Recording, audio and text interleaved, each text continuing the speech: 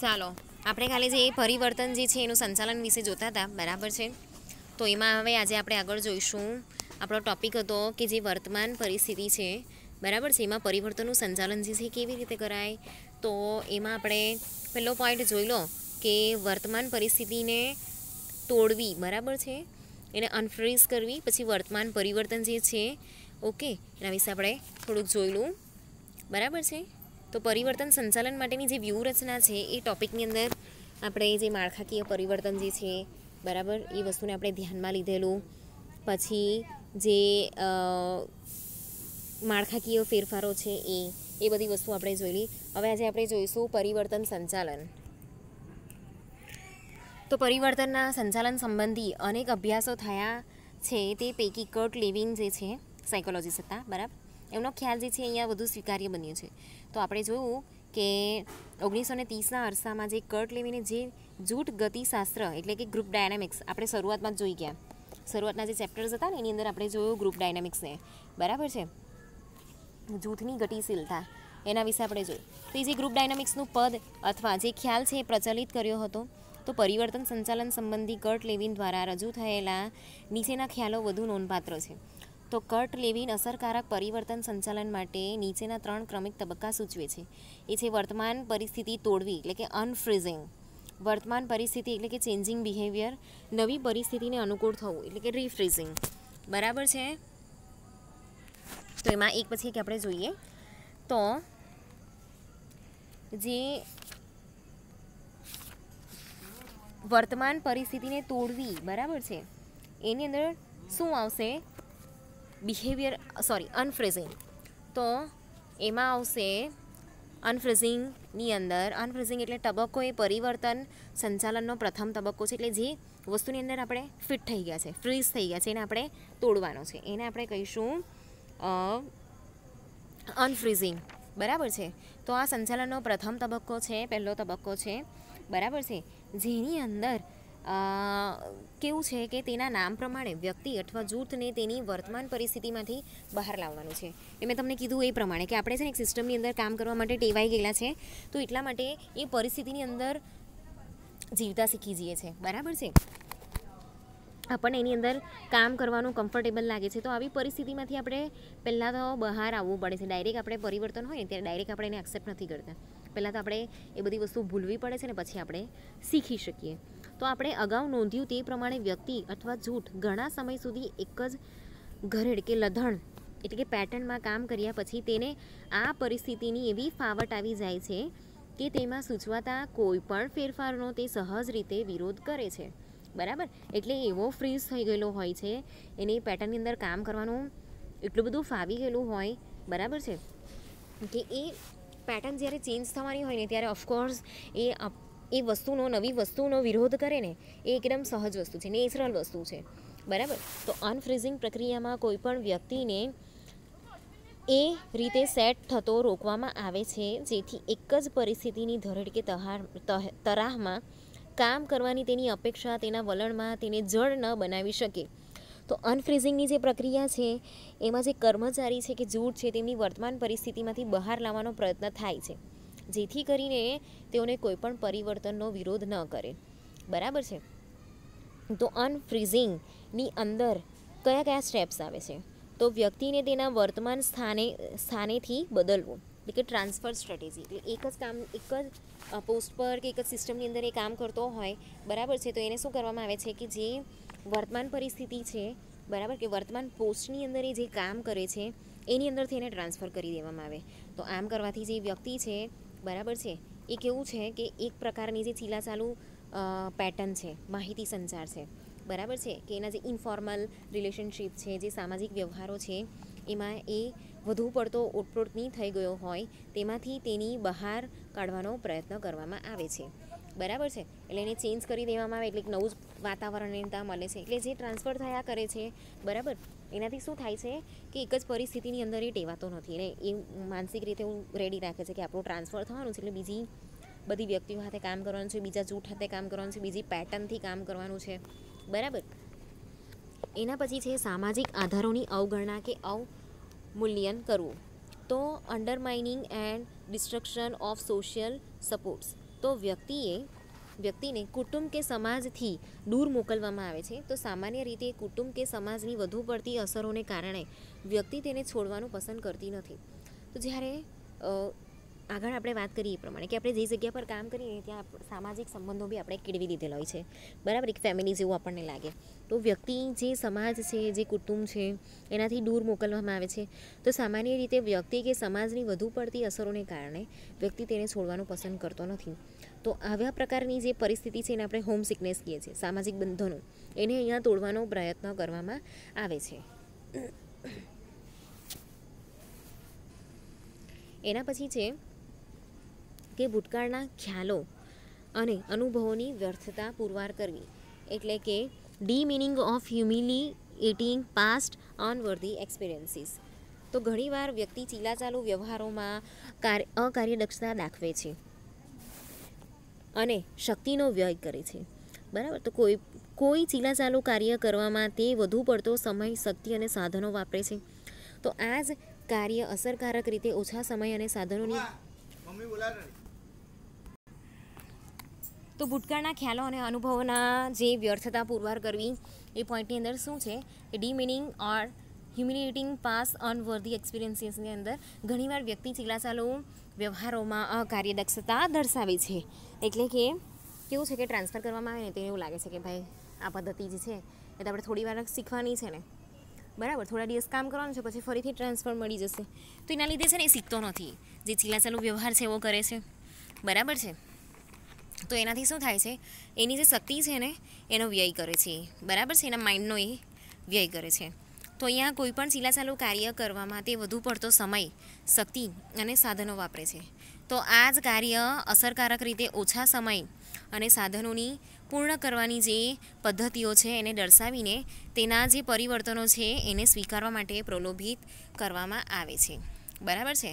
તો એનું જે કામ છે એનો એ જે સમય, શક્તિ અને જે સાધનો છે એનો યુઝ કરે, પ્રોપર યુઝ કરે, એના માટે અહીંયા જે કાર્ય અસરકારકતા છે, બરાબર છે, કે એના જે ઓછા જે સમય છે, જે સાધનોની પૂર્ણ કરવાની પદ્ધતિઓ છે એને એ પરિવર્તન જે છે એ સ્વીકારવા માટે એને પ્રલોભિત કરવામાં આવે છે, બરાબર. કે તું અહીંયા આ જગ્યા પર સારું કામ કરશે તો તને અહીંયા લાઈક અપ્રિશિએશન સર્ટિફિકેટ છે કે પછી મની જે છે, બરાબર છે, મની પ્રાઇઝીસ જે છે એ બધું અહીંયા પ્રોવાઈડ કરવામાં આવે, બરાબર છે. કે પછી તને આ સારી પોસ્ટ પર જે છે તને કામ કરવાનો મોકો મળશે, એવી બધી જે અમુક પ્રકારની લાલચો છે એ આપવામાં અહીંયા આવે છે, બરાબર છે. તો ઓફકોર્સ પોતાના કરિયરની બેટરમેન્ટ માટે આપણે જો આપણે આ પ્રકારનું જે પ્રલોભન આપવામાં આવે તો આપણે ઓફકોર્સ સારું કામ કરવાના છે, બરાબર છે. તો એના પછી છે પરિવર્તન માટે ઇનામ અને અપરિવર્તન માટે સજાની જોગવાઈ કરવી. તો rewards for change and punishment for unwillingness to change. તો જે કર્મચારીઓ પરિવર્તન સ્વીકારવાની તૈયારી દર્શાવતા હોય તેઓને આકર્ષક વળતર આપીને પરિવર્તન માટે પ્રલોભિત કરી શકાય છે. તો જે કર્મચારી છે, બરાબર છે, એ પરિવર્તન સ્વીકારવાની જો અહીંયા તૈયારી દર્શાવતા હોય તો તેઓને આકર્ષણ વળતર આપીને પરિવર્તન માટે પ્રલોભિત કરી શકાય છે. તો આથી ઉલટું પરિવર્તન માટે અનિચ્છા દર્શાવતા જે કર્મચારીઓ છે તે લોકોને આવા નિર્ણયથી નુકસાન થાય છે તે પ્રકારનું આયોજન થવું જોઈએ, બરાબર છે. એટલે બધા છે ને અહીંયા અલ્ટિમેટલી પરિવર્તન સ્વીકારી લે એ ટાઈપનું અહીંયા વલણ આપણે ઊભું કરવાનું છે, બરાબર છે. તો આ પ્રકારની જે વ્યવસ્થા છે એ વ્યવસ્થા આપણે અહીંયા અપનાવવી જોઈએ. એના પછીનો જે સેકન્ડ પોઈન્ટ જે છે એ છે વર્તન પરિવર્તન, ચેન્જિંગ બિહેવિયર. તો પરિવર્તન સંચાલનનો બીજો મહત્ત્વનો તબક્કો પરિવર્તનનું અસરકારક અમલીકરણ છે. તો ઉપરના પ્રથમ તબક્કા દ્વારા વ્યક્તિને તેની વર્તમાન પરિસ્થિતિમાંથી બહાર લાવ્યા પછી તે આ બીજા તબક્કામાં પ્રવેશે છે. તો જેને વર્તન રૂપાંતર પ્રક્રિયા જે છે એટલે કે મેટોમોર્ફોસિસ સ્ટેજ તરીકે પણ ઓળખવામાં આવે છે. તો આ તબક્કામાં નીચે દર્શાવેલ બે વ્યૂહરચનાઓ પૈકી ગમે તે એક વ્યૂહરચનાનો અહીંયા અમલ કરી શકાય છે, બરાબર છે. તો એ છે પરિચય પ્રક્રિયા એટલે કે આઈડેન્ટિફિકેશન, અને બીજું છે અંતઃકરણ પ્રક્રિયા એટલે ઇન્ટરનલાઇઝેશન પ્રોસેસ. તો આ પ્રક્રિયામાં જે વ્યક્તિ છે એ વ્યક્તિ સમક્ષ એક યા તેથી વધુ રોલ મોડેલ જે છે એ રજૂ કરવામાં આવે છે. તો પ્રાપ્ય પર્યાવરણમાંથી આવા જે મોડેલ છે એને સ્પષ્ટ કરી તેનો પરિચય કેળવવાનો પ્રયત્ન કરવામાં આવે છે. તો આ પ્રકારની જે પરિચય પ્રક્રિયામાં વ્યક્તિ મોડેલના આદર્શ વર્તનને જોવાનો, સમજવાનો પ્રયત્ન કરે છે. તો વ્યક્તિનું વર્તન આદર્શ રોલ મોડલના વર્તન પ્રકારનું બને તેવો પ્રયત્ન અહીંયા કરવામાં આવે છે. તો આ પ્રક્રિયાની અંદર કેવું છે કે વ્યક્તિની સામે રોલ મોડલ જે છે એ રિપ્રેઝેન્ટ કરવામાં આવે છે. બરાબર છે. એટલે જે પ્રાપ્ય પર્યાવરણ છે, બરાબર છે, જે હાલનું જે પર્યાવરણ છે, જે વાતાવરણ છે, બરાબર છે, એની અંદરથી એક મોડલ છે, એ મોડલને અહીંયા લેવામાં આવે છે. બરાબર છે. એના વિશે એક ઇન્ટ્રોડક્શન આપવામાં આવે છે. બરાબર છે. પછી એ મોડલ કેવી રીતે કામ કરે છે, એની અંદર શું છે, એ બધી વસ્તુનો અહીંયા પરિચય આપવામાં આવે છે. તો આ જે પરિચય પ્રક્રિયામાં વ્યક્તિ મોડલ છે એને અહીંયા આદર્શ વર્તનો જે છે એના આદર્શ વર્તનો જે છે એને જોવાનું કહેવામાં આવે છે, એને સમજવાનું કહેવામાં આવે છે. બરાબર છે. તો વ્યક્તિનું જે વર્તન છે, જે આદર્શ રોલ મોડલ છે, એના વર્તન પ્રકારનું બને તેવો અહીંયા પ્રયત્ન કરવામાં આવે છે. એના પછી છે અંતઃકરણની પ્રક્રિયા, એટલે કે ઇન્ટરનલાઇઝેશન પ્રોસેસ. તો આ પ્રકારની જે પ્રક્રિયા છે એની અંદર વ્યક્તિને તદ્દન નવા જ વાતાવરણમાં મૂકવાનો પ્રયત્ન કરવામાં આવે છે. તો આ નવા પ્રકારના વાતાવરણમાં સફળ થવા માટે કયા પ્રકારનું વર્તન જે છે એ અપેક્ષિત છે તેનો પરિચય કરાવવામાં આવે છે. તો વ્યક્તિ પોતાના વર્તમાન વર્ણનોમાંથી બહાર આવે અને નવા વાતાવરણમાં અપેક્ષિત વર્તનનો અભ્યાસ કરીને તે પ્રકારનું વર્તન દાખવે તેવો અહીંયા પ્રયત્ન કરવામાં આવે છે. બરાબર છે. સીધું એને એક નવા પર્યાવરણમાં મૂકી દેવામાં આવે, નવા વાતાવરણની અંદર. તો આ નવા પ્રકારના જે વાતાવરણમાં છે એ જો સફળ થવા માટે કેવા કેવા પ્રકારનું જે વર્તન છે એ કરે છે, બરાબર, એ લોકોને થોડુંક નોલેજ તો આપી જ દેવામાં આવે. બરાબર છે. તો એના વિશે નોલેજ આપીને પછી લોકોને કહેવામાં આવે કે તમારે આ પ્રકારનો અહીંયા વ્યવહાર જે છે એ કરવાનો છે. તો એને વર્તમાન વર્ણનોમાંથી બહાર લાવવામાં આવે છે. બરાબર. અને જે નવા પ્રકારનું વાતાવરણ છે, બરાબર છે, એ પ્રકારે અહીંયા વર્તન કરવાનું કહેવામાં આવે છે, એનો અભ્યાસ કરવામાં આવે છે. બરાબર છે. અને કેવા પ્રકારનું જે વર્તન જે છે એ દાખવે, બરાબર છે, તેવો અહીંયા પ્રયત્ન કરવામાં આવે છે. એટલે ગાઈડલાઈન આપવામાં આવે, ડિરેક્શન આપવામાં આવે ને પછી એ કહેવામાં આવે કે આ પ્રકારનું જે વર્તન છે એ કરો. બરાબર. એના પછી છે કે નવી પરિસ્થિતિને અનુકૂળ થવું, એટલે કે રીફ્રીઝિંગ. પહેલાં અનફ્રીઝિંગ કર્યું, હવે લાસ્ટમાં છે રીફ્રીઝિંગ. તો રીફ્રીઝિંગની જે પ્રક્રિયા છે એ પરિવર્તન સંચાલનનો જે અંતિમ તબક્કો છે એ છે. તો ઉત્પાદનના બીજા તબક્કામાં દર્શાવેલ પરિચય પ્રક્રિયા, એટલે કે આઈડેન્ટિફિકેશન અને ઇન્ટરનલાઇઝેશન, બરાબર છે, એના દ્વારા વ્યક્તિ પોતાના વર્તમાન વર્તનમાં પરિવર્તન લાવવાનું મહત્ત્વ સમજીને તેમાં ફેરફાર કરવાનો પ્રયત્ન કરે છે. બરાબર છે. તો પહેલાં કેવું છે કે અનફ્રીઝિંગ કર્યું એટલે એને છે ને એક નવી વ્યક્તિ તરીકે કે નવા વર્તનનો પરિચય કરાવવામાં આવે છે. અહીંયા રોલ મોડલ જે છે એ રિપ્રેઝેન્ટ કરવામાં આવે છે. બરાબર છે. એની આગળ તો એ બધી વસ્તુ સમજે છે અને એ પ્રમાણે એ વર્તન કરવાનું પ્રયત્ન કરે છે. એટલે જે વર્તમાન પરિસ્થિતિ છે એમાંથી બહાર આવવાનો એ પ્રયત્ન કરે છે. એ જે વર્તમાન પરિસ્થિતિની અંદર જે વર્તન કરે છે, બરાબર છે, એમાં ચેન્જીસ કરવાનું છે એ વસ્તુ એ સમજે છે. તો આ રીતે ઈચ્છિત નવું વર્તન લાંબા ગાળા સુધી ટકી રહે તે માટે નવા વર્તનને પરિસ્થિતિ સાથે આત્મસાત કરવામાં આવે છે. તો જે બદલાયેલા પરિવર્તનનો પાવર લાંબા ગાળા સુધી ટકી રહે તે પ્રકારનો અહીંયા પ્રયત્ન કરવામાં આવે છે. તો જે બદલાયેલું ઈચ્છિત પરિવર્તન ઝડપથી ઓગળી ન જાય અને વ્યક્તિ પોતાના અસલ વર્તનમાં સરી ન પડે તે માટેના સભાન પ્રયત્નો જે છે અહીંયા કરવામાં આવે છે. બરાબર છે. તો જે ઈચ્છિત પરિવર્તન છે એનો પાવર લાંબા ગાળા સુધી ટકી રહે તે પ્રકારનો અહીંયા પ્રયત્ન જે છે એ કરવામાં આવે છે. તો જે બદલાયેલું ઈચ્છિત પરિવર્તન છે એ ઝડપથી ઓગળી ન જાય, બરાબર છે, એ પાછો ભૂલી નહીં જાય. નહીં તો પાછો કેવું છે કે પહેલાંમાં કમ્ફર્ટેબલ થઈ ગયેલા હોય એટલે જૂનું જ જે બિહેવિયર છે એ કરવા માંડે.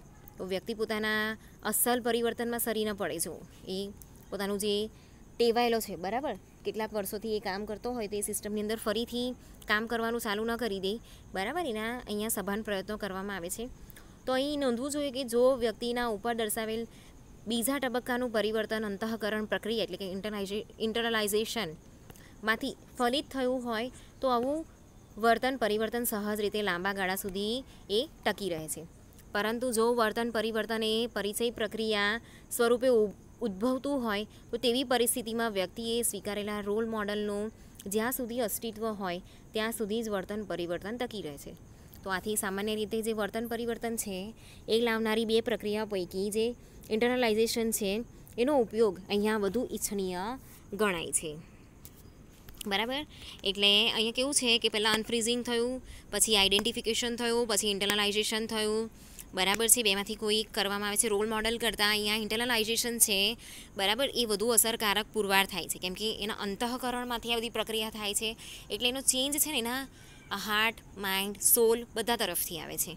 એ વસ્તુ જે છે ને પરિવર્તનની વસ્તુ એ બધી તરફથી એ સ્વીકારી લે છે, બરાબર છે. તો એટલા માટે જે અહીંયા ઇન્ટરનલાઇઝેશન જે છે અંતઃકરણની પ્રક્રિયા એ વર્તન પરિવર્તન માટે સૌથી અસરકારક પુરવાર થઈ છે. તો એનો યુઝ મેક્સિમમ થાય, બરાબર છે, એ અહીંયા જરૂરી છે.